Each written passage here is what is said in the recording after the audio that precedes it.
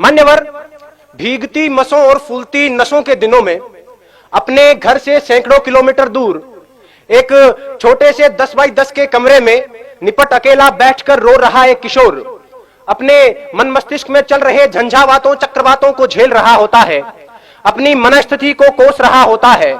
किसी छोटे बड़े सपने के खत्म हो जाने के कारण हर वक्त खुद को हीन समझ रहा होता है और उसके बाद वो एक ऐसा फैसला लेता है जिसे लेने का उसे कोई हक नहीं है। मान्यवर, वो एक खत लिखकर छोड़ता है, फिर इस दुनिया को छोड़ देता है। वो अपने आखिरी खत में लिखता है कि मेरे पास दूसरा कोई विकल्प नहीं बचा था, यही एकमात्र समाधान है, मैं आत्महत्या कर रहा हूं, मुझे माफ करना। और यह कहकर वो मर जाता है। मेरा आज का विषय उस आखिरी खत का जवाब है कि आत्महत्या कोई समाधान नहीं है।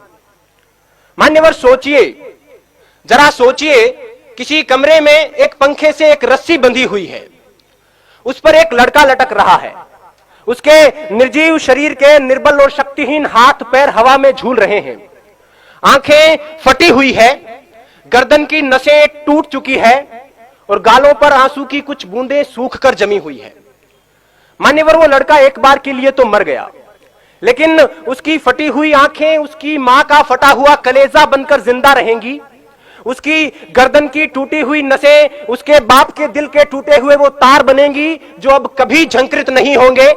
गालों पर सूख चुके आंसू की बूंदें उसकी बहन की आंखों से हरदम बहा करेंगी और उस निर्जीव शरीर के निर्बल और शक्तिहीन हाथ पैर जो हवा में झूल रहे हैं उसके भाई की हिम्मत को जिंदगी भर तोड़ा करेंगे।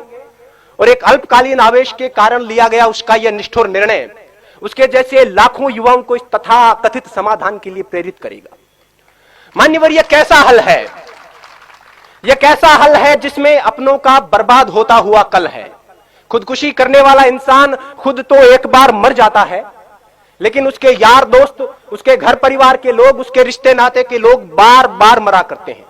वो हर वक्त खुद को अपराधी समझते हैं और इस संतरास के कारण वो जीते जी मरे हुए के समान होते हैं। मान्यवर, मुझे यह विषय इसलिए उठाना पड़ा क्योंकि पिछले 2 साल में भारत में 4000, राजस्थान में 150, इस शहर में 9 और यहां तक कि इस महाविद्यालय में 5 विद्यार्थी खुदकुशी कर चुके हैं, जिनमें से 3 मेरे अजीज मित्रों में शामिल थे। और इनमें से लगभग 80% आत्महत्याएं छोटी मोटी अकादमिक विफलता के कारण किया गया आत्मघात थी। इन आंकड़ों से उठती हुई चीखें इस विषय की आवाज को उठाना चाहती है। डॉक्टर्स और मनोवैज्ञानिकों का यह कहना है कि अगर उन तक सही वक्त पर किसी प्रकार की मदद, सहानुभूति और मार्गदर्शन पहुंचता तो उनकी जान बचाई जा सकती थी। आंकड़ों का स्पष्ट मानना है कि 10 में से 8 आत्महत्याएं स्पष्ट संकेतों के बाद होती है। उन्हें उनकी बातें सुने। हमारे आसपास में हमारा यह नैतिक दायित्व बनता है कि जो हमारे आसपास में मानसिक तनाव से, मानसिक दबाव से ग्रसित लोग हैं, उनकी बातें सुने, उन पर विश्वास जताएं, उनकी हिम्मत बढ़ाएं। आत्महत्या मनचाही मौत नहीं है, यह अनचाही मौत है। मरना उन्हें भी अच्छा नहीं लगता, लेकिन घबराकर एक क्षणिक आवेश में यह निर्णय ले लिया जाता है। उन्हें यह बताएं कि यह कोई समाधान नहीं है। अब तो घबराकर यह कहते हैं कि मर जाएंगे, मरकर भी चैन नहीं मिला तो किधर जाएंगे। सही वक्त पर उन तक पहुंचाया गया मानसिक प्रोत्साहन उनकी जान बचा सकता है। जो खुदकुशी करना चाहते हैं उनके लिए मेरा यही संदेश है कि जब कभी यह लगने लगे कि अब तो बस आत्महत्या ही एकमात्र उपाय है, खुदकुशी ही एकमात्र समाधान है, तब अपनी आंखें बंद करके अपनी भविष्य दृष्टा कल्पना शक्ति से अपनी मौत का मंजर देखिए। अगर सफेद कफन ओढ़कर जमीन पर पड़ी अपनी लाश के पास शुद्ध बुद्ध खोकर बेहोश हो चुके अपने मां बाप, रोती कलपती बहनें और दहाड़े मारकर चीखता भाई नजर आ जाता है तो उनके होठों के तबस्सुम को अपने जीने का बहाना बना लेना।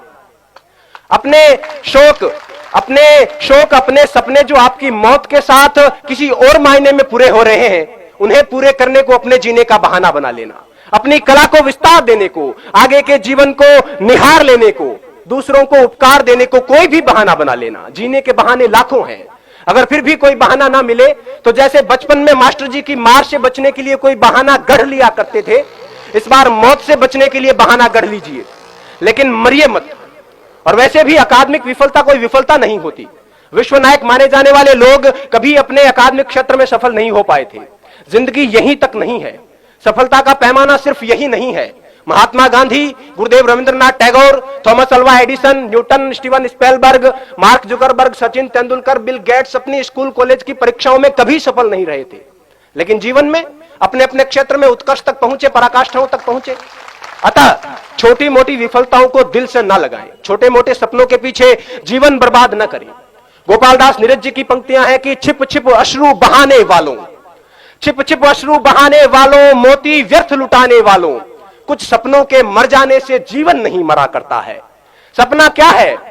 सपना क्या है? नयन सेज पर सोया हुआ आंख का पानी, और उसका टूटना जूं जागे कच्ची नींद जवानी, गीली उम्र बनाने वालों, डूबे बिना नहाने वालों, कुछ पानी के बह जाने से सावन नहीं मरा करता है, चंद खिलौने खो जाने से बचपन नहीं मरा करता है, कुछ दीपों के बुझ जाने से आंगन नहीं मरा करता है, कुछ मुखरों की नाराजी से दर्पण नहीं मरा करता है, कुछ सपनों के मर जाने से जीवन नहीं मरा करता है। जय हिंद, जय भारत, वंदे मातरम।